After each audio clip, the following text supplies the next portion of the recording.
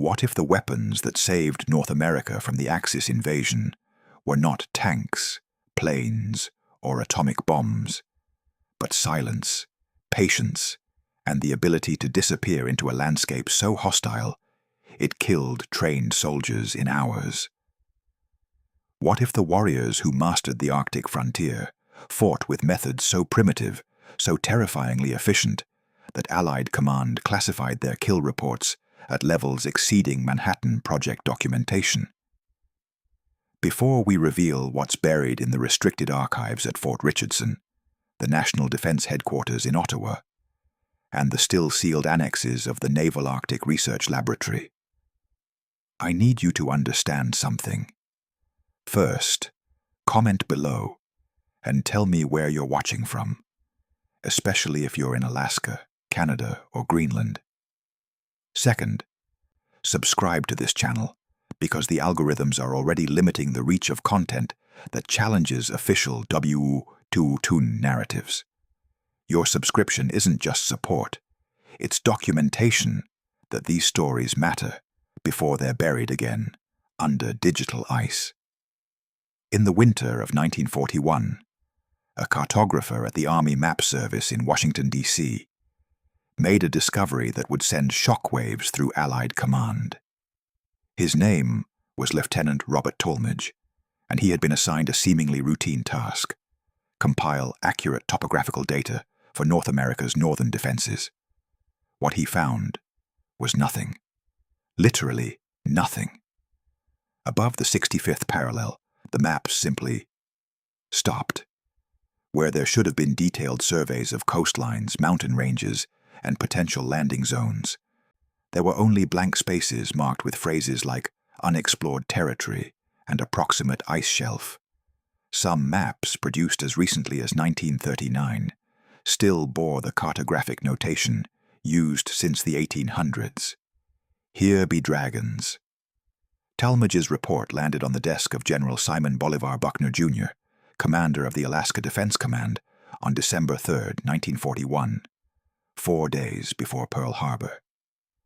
Buckner read it once, then read it again, his coffee growing cold in his hand. The report's conclusion was stark.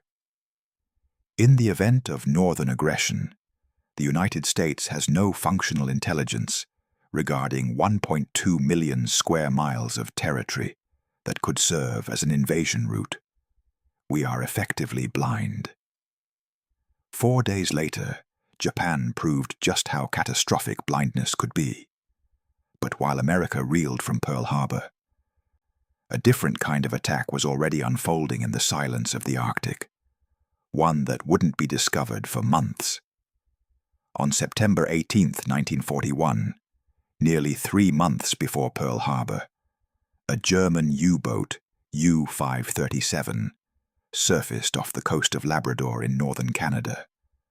Under cover of fog and 24-hour darkness, a 10-man team hauled a sophisticated automated weather station onto Martin Bay's rocky shore. They camouflaged it with rocks and marked the equipment cases with fake labels reading Canadian Meteorological Service. The station's radio transmitter began broadcasting atmospheric data across the Atlantic, providing German naval operations and the Luftwaffe with weather predictions that would guide convoy attacks and bombing raids over Britain. The Allies had no idea it existed.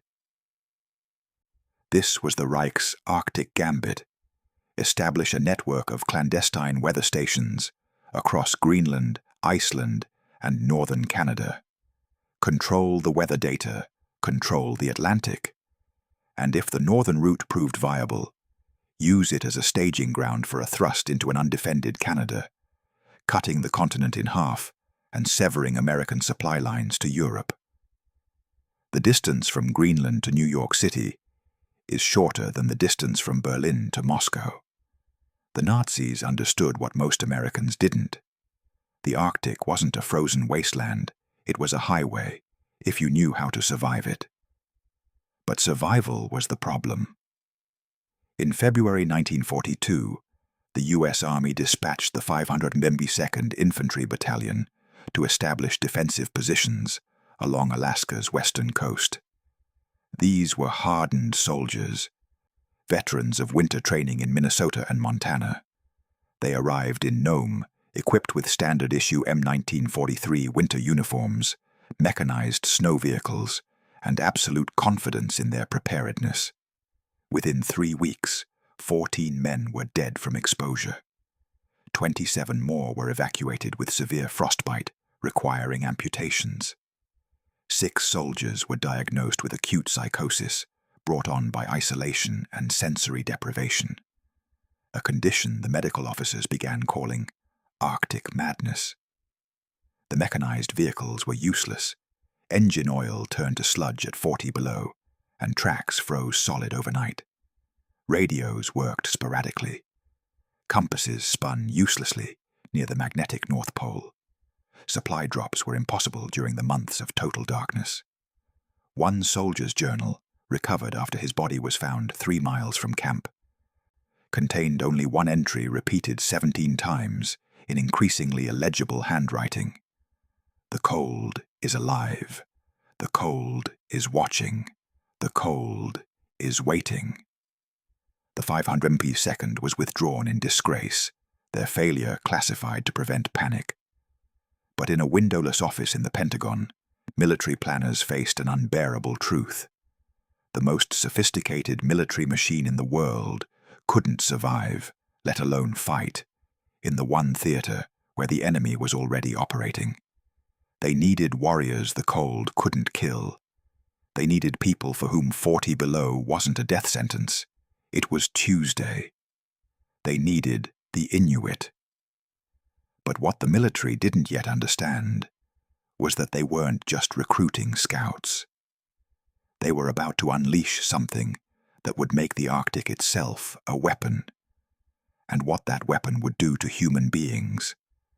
Even enemy combatants would horrify the very officers who ordered its use. The official Army report filed on March 4, 1942, was titled After Action Assessment, Operation Snowbound.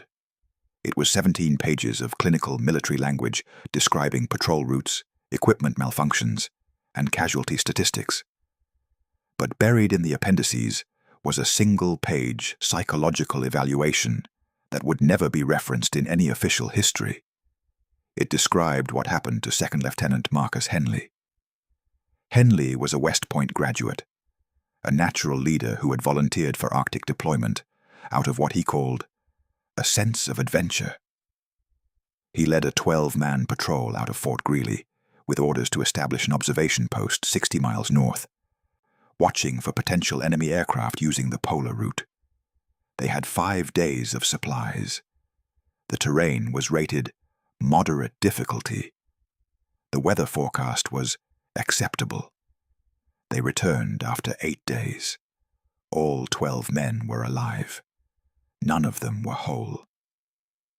Henley was found in his bunk on the 9th day, still wearing his full winter gear in a heated barracks, staring at the wall.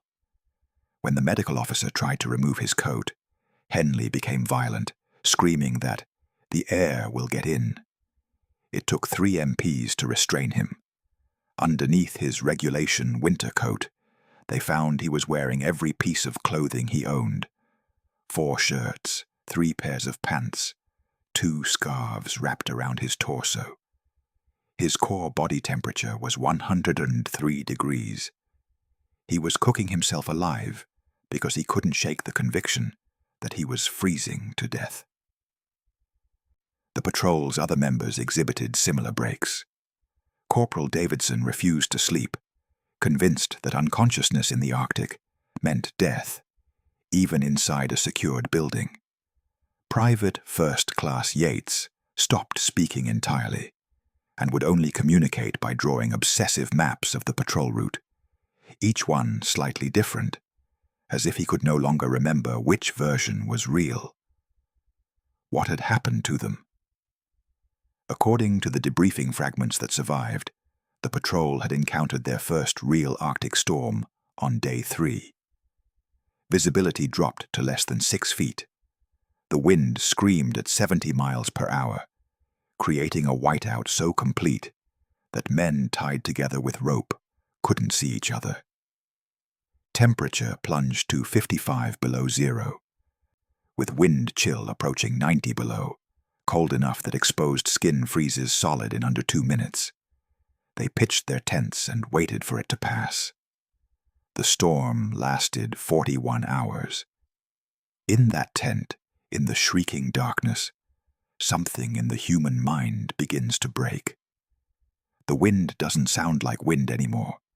It sounds like voices, screaming, laughing, calling your name. The tent walls press in, then seem to expand into infinite space. You can't tell if your eyes are open or closed. The boundaries of your own body become uncertain. One man swore he could see his dead brother sitting across from him. Another claimed the shadows were moving with intention, circling them. When the storm finally broke, Henley gave the order to return to base immediately, abandoning the mission. On the return journey, Private Chen wandered away from the group during a rest stop. They found him 20 minutes later, less than 100 yards away, frozen to death. He had apparently sat down in the snow, removed his gloves and coat, and simply waited. The phenomenon, called paradoxical undressing, occurs in final stage hypothermia, when the brain misfires and the victim feels desperately hot. But Chen's core temperature, measured after recovery, suggested he hadn't been hypothermic when he undressed. He had simply given up. The psychological evaluation's conclusion was damning. Standard infantry training does not prepare personnel for the unique psychological stresses of Arctic deployment. The environment induces dissociative states that compromise decision-making and survival instinct. Recommendation: current deployment strategies are untenable. And Henley's patrol had only gone 60 miles in relatively mild conditions. The enemy was operating in Greenland, 800 miles north of the Arctic Circle, in conditions 3 times as severe. The military had 2 choices: abandon the Arctic theater entirely, or find soldiers who didn't view the Arctic as an enemy. Soldiers who had been born into the ice. Soldiers for whom a 3-day blizzard wasn't trauma. It was weather. But recruitment would require a conversation that made officers deeply uncomfortable, asking indigenous communities to fight for a government that had spent a century trying to erase them. The telegram went out anyway. Desperation, as it turns out, erases a lot of historical guilt, at least temporarily. Major Marvin Muktuk Marston didn't look like a man who would change the course of Arctic warfare. At 47 years old, with thinning hair and glasses that fogged constantly in the cold, he resembled a high school geography teacher more than a military strategist. He had earned his nickname, Muktuk, the Inupiat word for whale blubber, not through combat, but through years of living in Alaska as a mining engineer and occasional bush pilot. But Marston possessed something the spit-shined officers in Washington didn't. He spoke Inupiaq. He had delivered supplies to villages that existed as single dots on maps, and the people of the North didn't view him as another federal bureaucrat. They viewed him as the white man who once landed his plane in a blizzard to evacuate a child with appendicitis.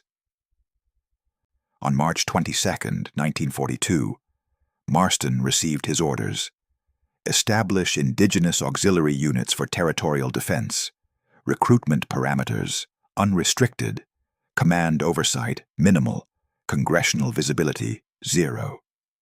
Translation: do whatever it takes, and don't tell anyone how you did it. Marston began in Kotzebue, then moved to Barrow, Nome, Unalakleet, and dozens of villages whose names appeared on no official map. His recruitment pitch was blunt to the point of insubordination. He didn't talk about democracy or freedom. He didn't wave flags or play patriotic music. Instead, he would gather the men and women, though the army didn't officially acknowledge female recruits in whatever structure the village used for gatherings. And he would say something like this: the Japanese have taken Attu and Kiska. They're 500 miles from where we're sitting. If they come here, the army can't stop them. Our boys freeze to death before they can fire a shot. But you don't freeze. You don't get lost. And you know how to kill things in the dark that we can't even see. I'm not asking you to march in formations or salute officers. I'm asking you to do what your grandfathers did when enemies came north. Hunt them, stop them, make them afraid.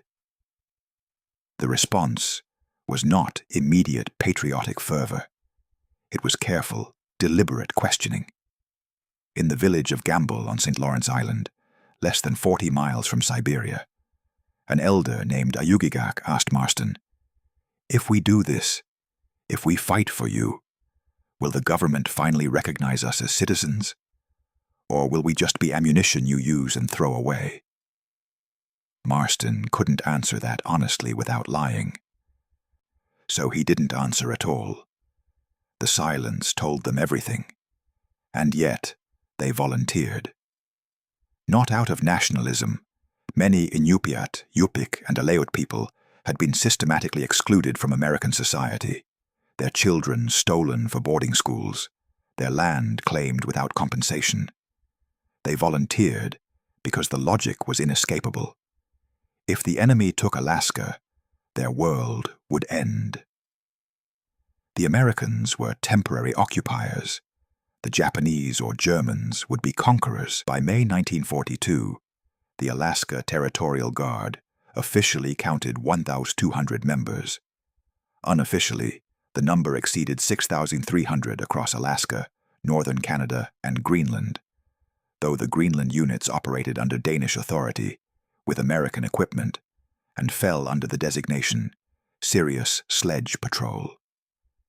The training was unlike anything the military had ever conducted. There were no boot camps, no drill sergeants, no obstacle courses. Instead, Army liaison officers were sent north to learn from the recruits. They were taught which ice was safe to walk on by color and sound. They learned to navigate by the angle of snowdrifts shaped by prevailing winds. They discovered that you could track a man across ice by the faint compression shadows his footsteps left, visible only at certain angles of light. One liaison officer, Captain James Larkin, wrote in a letter to his wife, later seized and classified, "These people aren't soldiers, they're something else. Yesterday, I watched a 19-year-old named Iyatunguk shoot a seal at 200 yards in a snowstorm, a target I couldn't even see. When I asked him how, he said, 'I didn't see it. I knew where it would be.' How do you know where something will be?" He smiled and said, "The same way you know your wife's face in the dark."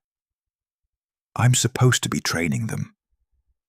But Margaret, they're training me to survive. And I think they're training me to do things I won't be able to talk about when I come home. Larkin never came home. His body was recovered in 1944 from a crevasse in Greenland. The official report listed the cause of death as accidental fall during patrol. The unofficial report, sealed until 2038, tells a different story. But we're getting ahead of ourselves.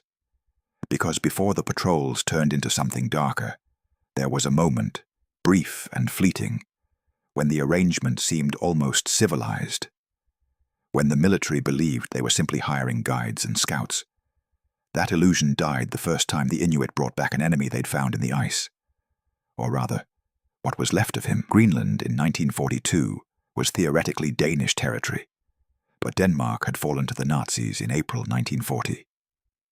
That left the world's largest island, a 836,000 square mile ice sheet with a handful of coastal settlements, in a geopolitical limbo that both the Allies and Axis powers rushed to exploit. The reason was simple. Weather moves from west to east across the Atlantic. Whoever controlled Greenland's meteorological data controlled the forecast for Europe, and whoever controlled the forecast could time naval convoys, bombing raids, and amphibious assaults with deadly precision. The Germans understood this before the Americans did. By the summer of 1942, Nazi Germany had established at least 13 clandestine weather stations scattered along Greenland's eastern coast, though the exact number remains disputed because several were never found. These weren't crude camps. They were sophisticated installations, prefabricated shelters, automated broadcasting equipment, encrypted transmission capabilities, and support staff rotated in by U-boat and long-range seaplane. The stations had names like Knospe, Bird, Schatzgräber, Treasure Hunter, and Bassgeiger, bass violinist, names designed to sound innocuous in intercepted communications. Each station was staffed by elite Gebirgsjäger, mountain troops, trained in Arctic survival and equipped with weaponry that functioned in extreme cold. Against this network, the Allies deployed the Serious Sledge Patrol, initially just 12 men. 12 men to patrol 10,000 miles of coastline. The Sledge Patrol was an odd hybrid. Danish military personnel who had escaped to Greenland after the Nazi occupation, combined with local Inuit hunters who knew the ice like cartographers know maps. They traveled in pairs, each team equipped with a dog sled, rifles, and radio equipment, when weather permitted transmission, which was rarely. Their orders were simple: find the German weather stations and eliminate them. How they were to accomplish this against trained soldiers with superior firepower was left diplomatically vague. The first documented contact occurred on March 13, 1943, at a location the Danish maps called Sabine Island, a desolate spit of rock and ice where temperatures averaged 30 below zero and the sun wouldn't fully rise for another 3 weeks. A two-man sledge patrol team, Danish officer Ib Poulsen and an Inuit hunter named Christian, spotted unusual tracks in the snow, boot prints with tread patterns that didn't match Allied equipment.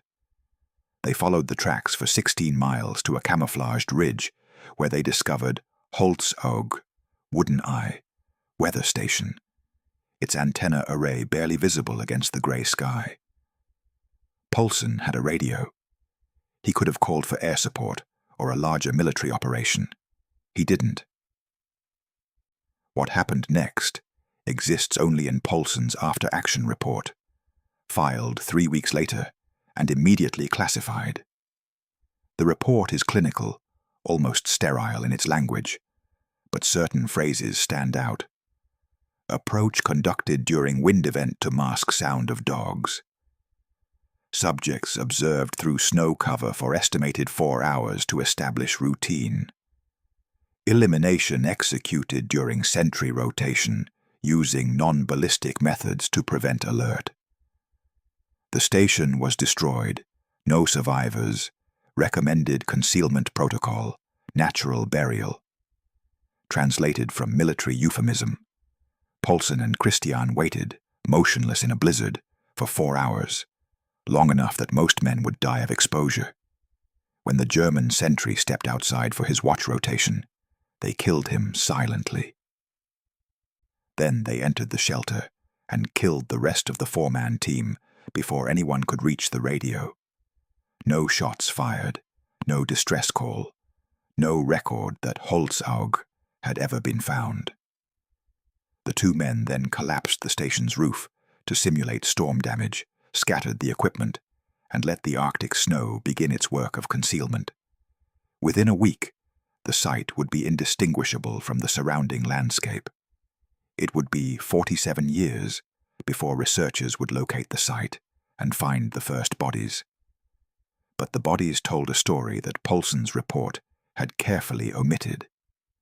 The sentry had been killed with a blade, a deep puncture wound under the rib cage, angled upward toward the heart.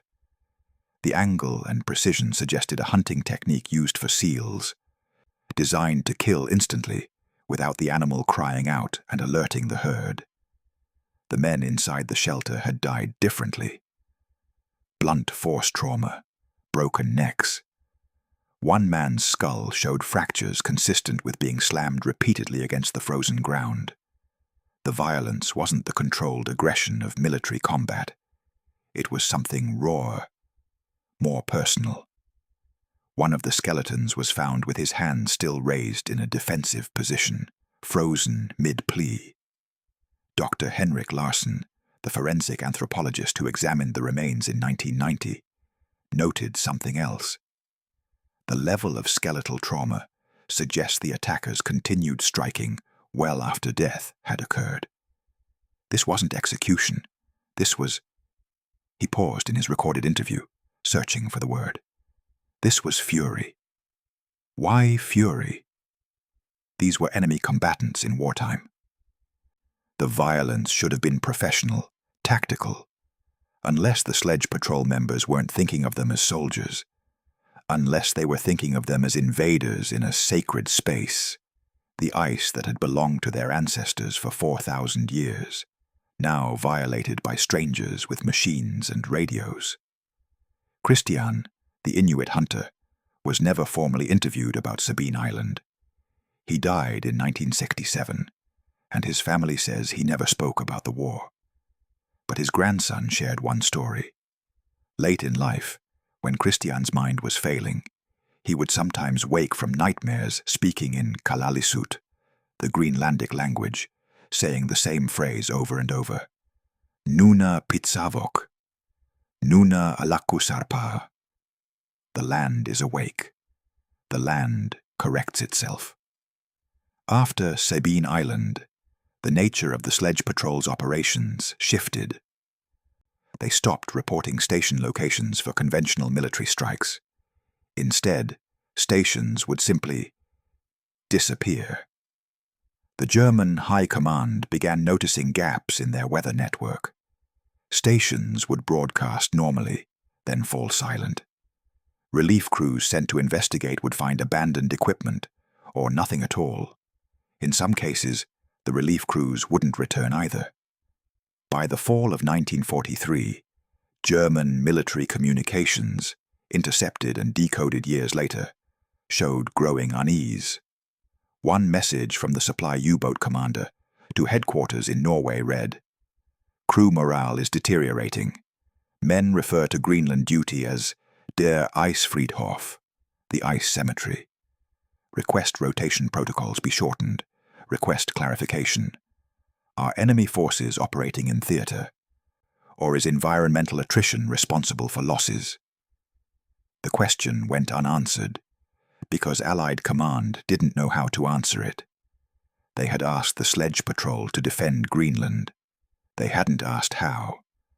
And now that bodies were being found, when they were found at all, with trauma that suggested something between warfare and hunting, the officers who read the reports faced an uncomfortable question. Had they authorized defense, or had they unleashed something they didn't control?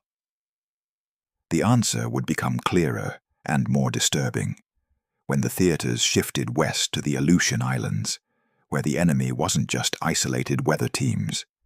It was an entire invasion force, and the ice ghosts were about to teach them what it meant to die slowly in the fog. On June 7th, 1942, Japanese forces completed their occupation of Attu and Kiska, two volcanic islands at the far western end of the Aleutian chain.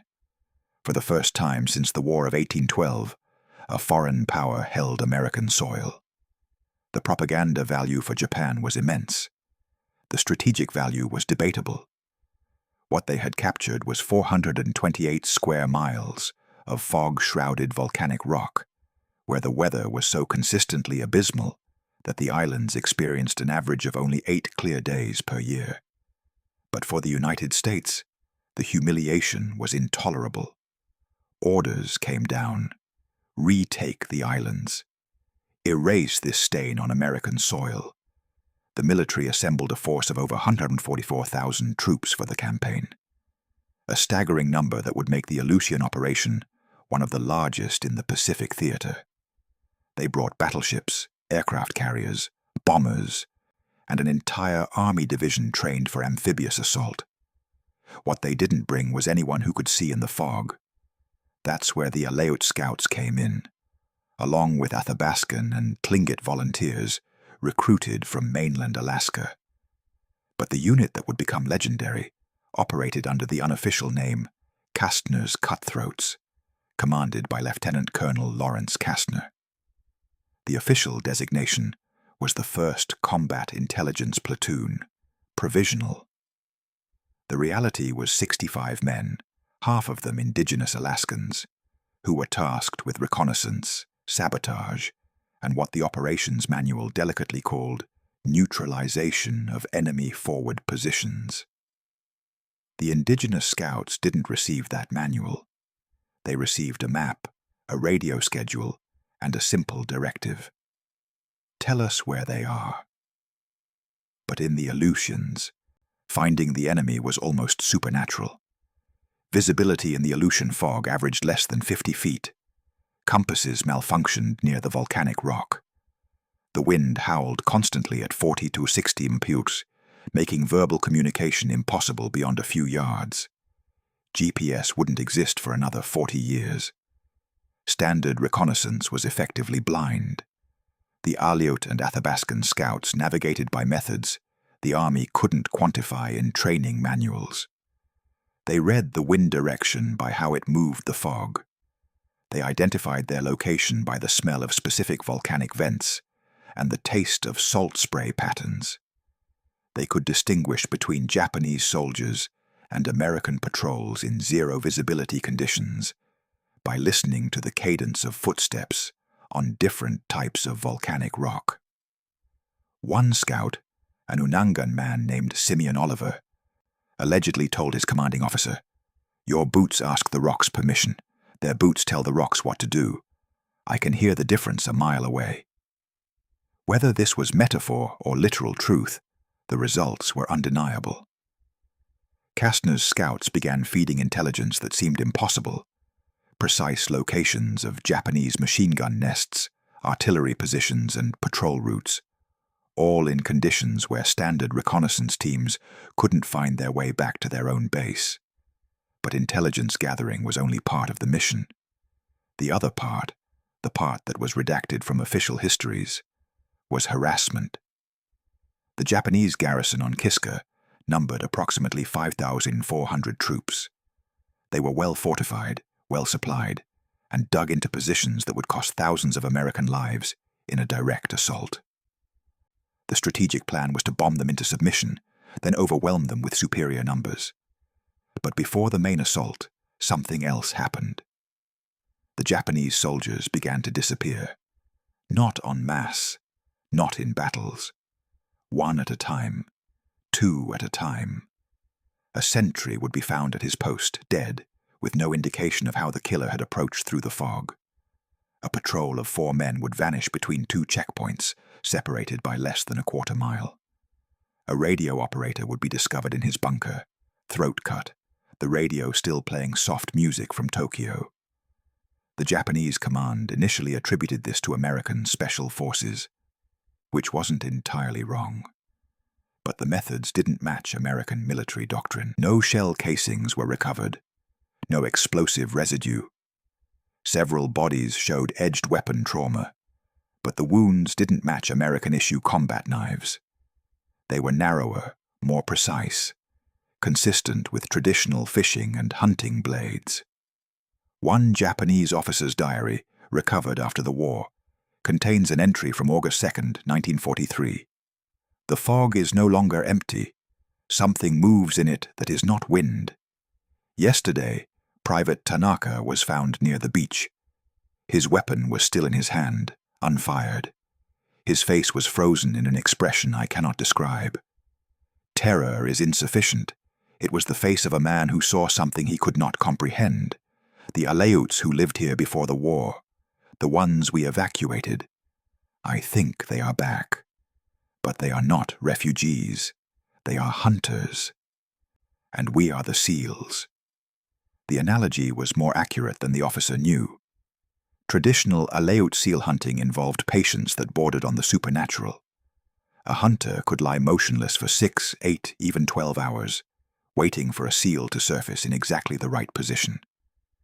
The kill had to be instant and silent, a single spear thrust, or the seal would dive and be lost.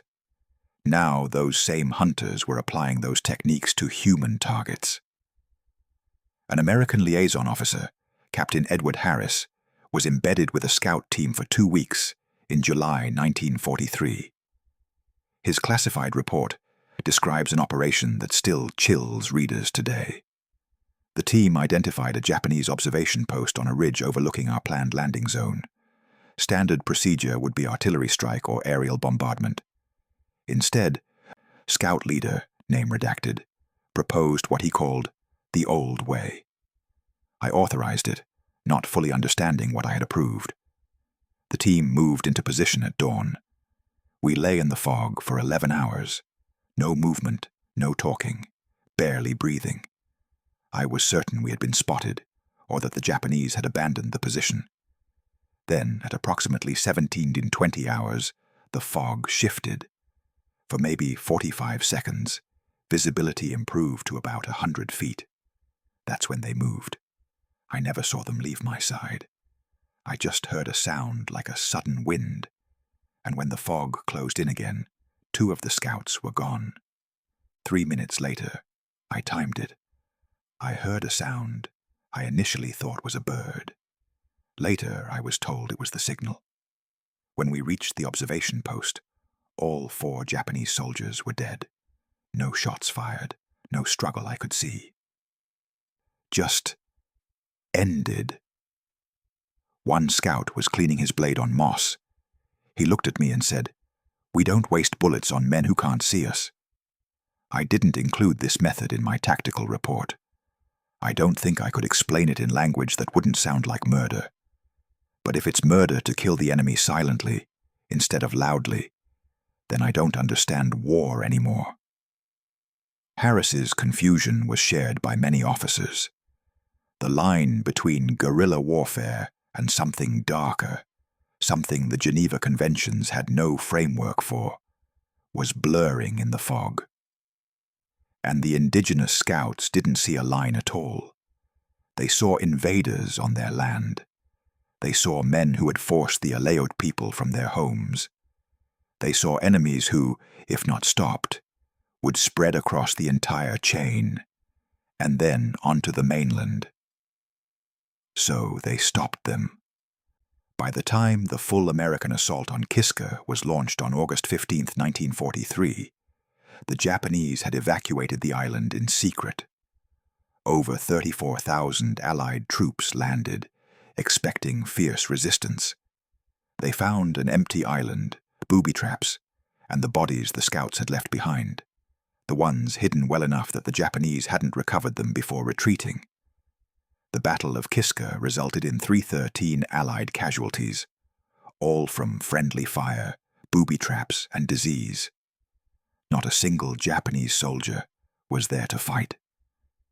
But in the weeks leading up to the evacuation, Japanese military logs, decoded after the war, show 28 soldiers listed as missing in fog or lost on patrol. 28 men who walked into the mist and never returned. The Aleutian campaign taught Allied command an uncomfortable lesson. Indigenous scouts weren't just useful. In certain conditions, they were unstoppable. And that created a new problem. Because if they were unstoppable against the enemy, what happened when the war ended and they were no longer aimed at a foreign threat? That question would haunt the Pentagon for the next 2 years. There is a document that officially doesn't exist. Researchers refer to it as the Cold Water Memorandum, named after the code designation stamped on a fragment that surfaced in 2003 before being reclassified. Only 17 pages of the original 74-page report have been seen by civilian eyes. What remains is enough to understand why it was buried. The memorandum was authored by Dr. Benjamin Strauss, a military psychologist attached to the Alaska Defense Command, in 1944. His assignment was to assess the psychological fitness of indigenous scout units for continued deployment. What he discovered instead was a systematic divergence from accepted rules of engagement. One fragment reads, The subjects do not view the elimination of enemy personnel as combat in the doctrinal sense. When questioned about a mission resulting in 4 enemy casualties with 0 ballistic discharge, Subject 14 stated, "We didn't fight them, we harvested them." Harvested. The word choice was deliberate. In traditional Arctic subsistence culture, hunting was never sport. It was survival, conducted with respect and efficiency. Nothing was wasted. Every action was purposeful. The scouts were applying that same framework to human targets. Dr. Strauss's report catalogues methods that were never included in official after-action reports. The patience kill. Scout teams would position themselves in conditions that would kill an unprepared person in hours, 50 below zero, sustained wind, no shelter, and wait, sometimes for over a day. When enemy patrols passed, exhausted and hypothermic, the scouts would strike against targets too cold to resist effectively. The deprivation technique. Rather than kill enemy soldiers outright, teams would sabotage supplies. Fuel would be contaminated, food caches stolen. The result was enemy troops who slowly weakened, becoming easy targets days later, or simply succumbing to the Arctic itself. The psychological dismantlement. Scouts would deliberately leave signs of their presence, tracks that appeared and vanished, unfamiliar markings on rocks. One German weather station requested immediate evacuation due to ritual markings near their shelter. The markings were allegedly navigational indicators used by hunters for generations, but to the isolated Germans, they became omens of attack. The no-trace elimination. In several documented cases, enemy soldiers simply vanished. Dr. Strauss's report suggests bodies were disposed of in ways ensuring they'd never be found, submerged under ice that would carry them to sea, buried in snow masses that would carve as icebergs, or left in crevasses that would close permanently. One passage reads, Subject 8, when asked about 3 missing German soldiers, stated, "The ice took them." When pressed, he added, "Everything that dies here belongs to the ice." We just made the introduction. His heart rate during questioning was 62 BPM, lower than this examiner's. The clinical detachment disturbed Dr. Strauss more than the violence itself. These weren't traumatized soldiers. They were hunters who had successfully hunted. The memorandum also addressed the use of traditional weapons. Harpoons designed for seals proved equally effective against human targets, and completely silent. Ulus, traditional curved knives, could sever a throat in a fraction of a second. Bolas could incapacitate soldiers without killing them immediately, leaving them helpless in sub-zero temperatures. The report allegedly included a photograph of confiscated weapons. Among military-issue firearms was a harpoon modified with a sharpened bayonet blade, a hybrid of ancient technique and modern lethality. The caption, Unauthorized armament modification, subject claims increased reliability in extreme cold. Confiscation not enforced due to operational effectiveness. The memorandum's conclusion was unambiguous. Operational effectiveness is unquestionable. However, methods exist outside conventional military ethics. Recommendation: utilize only in theaters where conventional forces have failed, and where operational security guarantees anonymity. Under no circumstances should these tactics be documented in materials accessible to international observers. In other words, use them, but never admit how they work. Dr. Strauss died in a vehicle accident 6 weeks after filing his report. His notes from Alaska were never found. The enemy's perspective is hardest to reconstruct. Most men who encountered the ice ghosts didn't survive. Those who did often wrote accounts so fragmentary, so laced with terror, that their commanders dismissed them as ravings of men broken by isolation. But the accounts exist, and they tell a consistent story. From the diary of Unteroffizier Klaus Richter, German weather station Edelweiss II, Greenland, October 1943. Werner went missing during his watch. We found him at dawn, 60 meters from the shelter, frozen solid, kneeling with hands clasped as if in prayer. No wounds, no struggle, his rifle unfired. But his eyes, even frozen, I could see the terror. What did he see that made him kneel in the snow and wait for death? Since then, we all feel watched, not by animals. This is intelligent, patient. I see figures at the edge of visibility, but when I look directly, nothing. Only in peripheral vision. We requested extraction 2 days ago. No response. If whoever finds this thinks we abandoned our post, we did not leave. We were taken. The station fell silent. November 3rd, 1943. A relief team found the shelter collapsed by snow. No bodies, no supplies. Only Richter's diary left open to that final page. From interrogation of Private Hiroshi Nakamura, IJA, captured Attu Island, June 1943. We were 8 men in fog. I turned. The man behind me was gone, just gone. The man in front turned, the man behind him also gone. In 10 seconds we lost 4 men. No gunfire, no struggle, only wind. We ran. When we stopped, there were 3 of us. We had been 6 when we started running. You do not understand. The fog is not empty. There are hunters. They move in white like fish in water.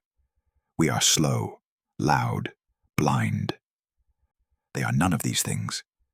We found 1 missing man later, sitting against a rock, weapon across his lap, looking asleep, but frozen. We tried to lift him, his head separated, cut so clean, so precise, then frozen to look whole.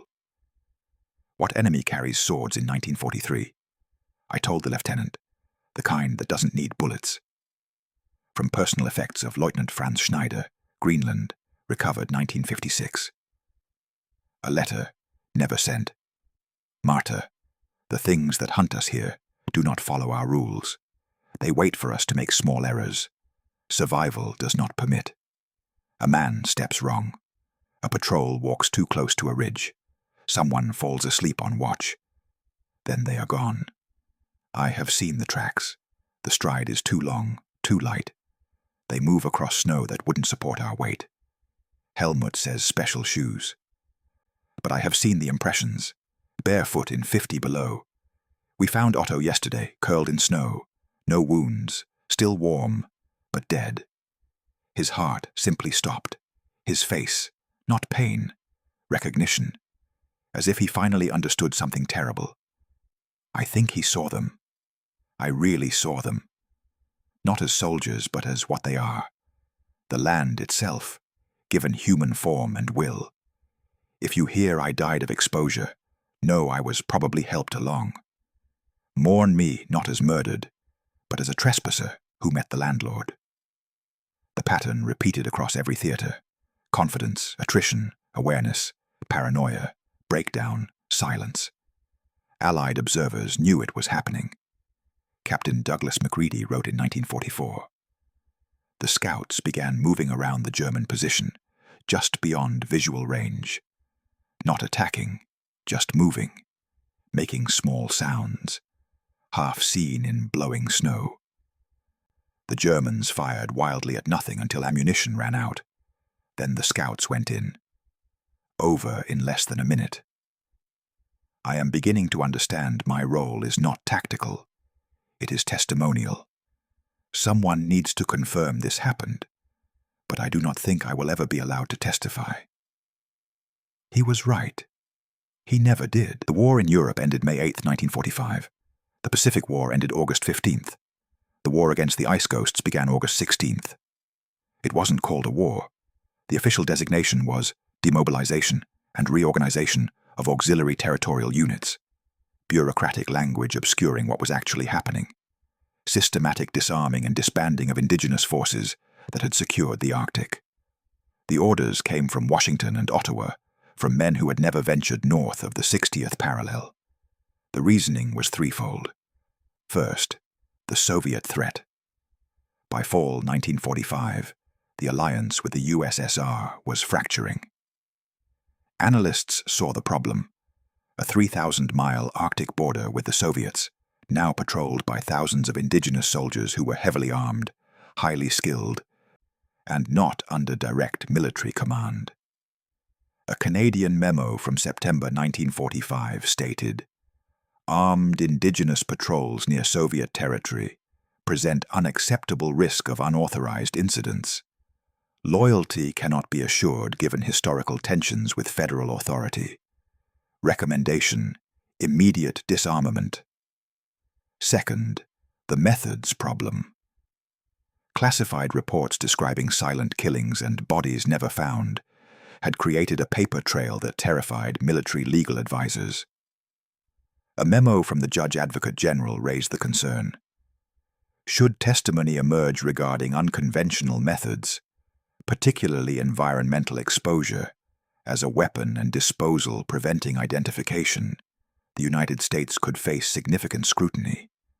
These methods do not align with the image of civilized warfare we have projected. Third, the silence imperative. The Allies had crafted a specific WWII narrative, a just war fought by honorable men, using superior technology and moral clarity. The ice ghosts didn't fit. They were indigenous people. Governments had spent a century marginalizing. Celebrating them would raise uncomfortable questions about their pre-war treatment. Their methods, rooted in traditional knowledge governments had tried to eradicate, were too effective to acknowledge without undermining decades of policy. The process. Scout units were told their services were no longer needed. Turn in weapons, return to villages. Do not speak about what you did. Military-issue weapons were systematically collected. In Gamble, when agents demanded weapons, Elder Ayugigak stood in the community hall doorway. "You gave us guns to defend our land from invaders. We did. Now you take them back. But the invaders you fear now look like you. Why give you weapons when you might be the next threat?" The standoff lasted 3 days before compromise. Military weapons returned. Traditional hunting rifles remained. Records of indigenous service were downgraded, reclassified, or lost. After-action reports sealed. Photographs removed. Names redacted. Many were denied veteran status because service was deemed auxiliary, despite combat engagement and casualties. Without veteran status, no benefits, pensions, or medical care. Some died in poverty. Others struggled with unrecognized PTSD. A few tried telling their stories, only to be dismissed. For the Scouts, the erasure carried profound psychological weight. They'd been asked to become something terrifying, and succeeded, then told to forget. Simeon Oliver returned to his village in 1946, living another 43 years, but rarely speaking of the war. His daughter recalled, "He'd wake from nightmares speaking old hunting words. Once I asked what he dreamed. He said, 'I dream I'm still in the fog and can't find my way out, but the fog isn't weather. It's everything I did that nobody wants to remember.'" The trauma of silence compounded the trauma of war. For decades, the ice ghosts faded into rumor. Whispered stories, footnotes in obscure histories mentioning indigenous scouts, without detail or recognition. But ice does not forget. It preserves. And eventually, it reveals. In August 2012, a German research team studying glacial retreat in East Greenland made an unexpected discovery. Protruding from a melting ice field at 72 degrees north latitude was a piece of rusted metal, an antenna mast attached to equipment that hadn't seen daylight in nearly 70 years. It was weather station Basgeiger, one of the lost Nazi installations that had simply vanished from records in 1943. As the ice continued its retreat, more emerged. Equipment crates marked with faded swastikas, a collapsed shelter, and, 30 meters from the main site, human remains. 4 bodies, preserved by the permafrost, wearing German military winter gear. The bodies showed trauma inconsistent with environmental death. The forensic team's report, published in a German historical journal in 2014, noted, skeletal evidence suggests violent engagement. Cause of death for 3 subjects. Edged weapon trauma to vital areas. 4th subject, blunt force trauma incompatible with accidental fall or equipment failure. No German military records documented combat at this location. No Allied records mentioned an operation. The station had simply stopped transmitting, and everyone assumed the cold had claimed another installation. The ice knew differently. This discovery was not isolated.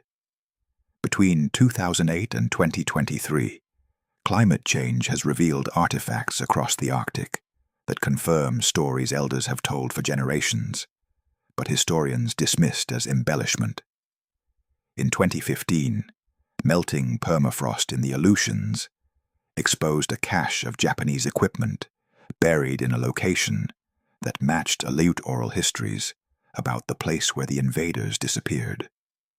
In 2018, a hiking guide in northern Alaska found a modified harpoon with a steel blade tip, exactly matching descriptions in the suppressed Cold Water Memorandum, protruding from a retreating glacier. In 2021, Canadian researchers documented markings on rocks near a former patrol route in the Northwest Territories. The symbols matched traditional Inuit navigational indicators, but were located at sites where German reconnaissance teams had reported hostile indigenous activity before going silent. The physical evidence was mounting, and so was the pressure for recognition. The fight for veteran status had begun decades earlier. In 1974, a group of Alaska Territorial Guard veterans petitioned Congress for official recognition. They were denied, their service deemed insufficient for veteran classification. They petitioned again in 1981, denied. In 1989, denied. It wasn't until the year 2000, 55 years after the war ended, that the Alaska Territorial Guard members were finally granted veteran status. By then, fewer than 300 of the original 6,300 were still alive. Many died never receiving the recognition they had earned. No back pay, no apologies. Just a quiet legislative acknowledgement that arrived decades too late for most to benefit from. The Greenland Sirius Patrol members fared slightly better, receiving Danish military recognition in the 1950s, though the full details of their operations remained classified until 2008. Today, monuments are finally appearing. In 2019, a memorial was erected in Nome, Alaska, bearing the names of ATG members. In 2022, the Canadian government issued a formal acknowledgement of Indigenous Arctic service, though critics noted it stopped short of a full apology for the post-war disarmament and erasure. But perhaps the most powerful memorial isn't made of stone. It's the stories that are finally being told. Indigenous communities across the Arctic are documenting oral histories, recording the accounts of the last surviving veterans and the children who heard their fathers' whispered confessions. The Inuit have a word, kauyisot. That which has been hidden will be revealed. The ice is melting. The bodies are emerging. The evidence is undeniable. For 70 years, governments tried to bury the truth under classification stamps and bureaucratic silence. But they made one critical mistake. They tried to hide a story in the one place on Earth that refuses to let go of the past. The Arctic keeps everything. The warriors who became ghosts to save a continent are finally being seen, not as footnotes, not as auxiliaries, not as the sanitized scouts of official histories, but as what they truly were, the most effective cold-weather combat force ever deployed, whose methods were so devastating that their own governments feared acknowledging what they had unleashed. The truth was concealed, but ice, eventually, tells all. End